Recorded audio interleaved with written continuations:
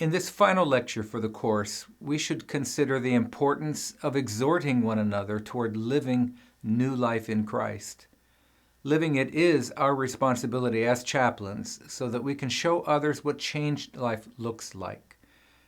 Since our mission is to make a friend, be a friend, and draw the friend to Christ, the expectation is that we will help them learn how to live for Him by following our example. As we have learned, knowledge is the apprehension of truth. It is to know what the truth is, but living it, well, that's a different matter. Wisdom is its application to life. Knowing the truth and doing it is knowledge and wisdom.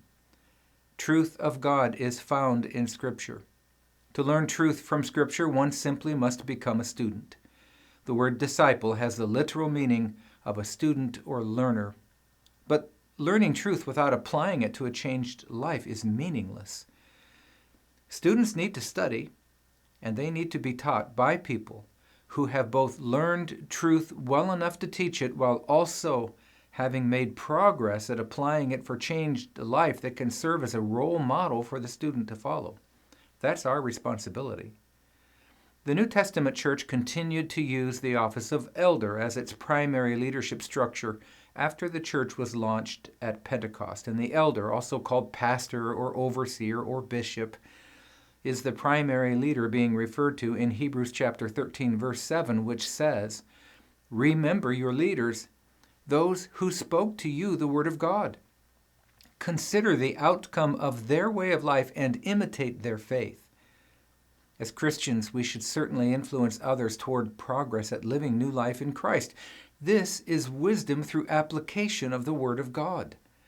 Disciples need teaching and exhortation, but what's the difference? We'll end this course with this lecture. Consider the words of an early church father, Augustine, who said, "Whereas, therefore, in every question which relates to life and conduct, not only teaching, but exhortation is also necessary, in order that by teaching we may know what is to be done, and by exhortation may be incited not to think it irksome to do what we already know is to be done." The best thing we can do for each other in discipleship is both teaching and exhortation. It is unwise to hear and know the truth without applying it to our daily lives. Teaching is instruction in truth.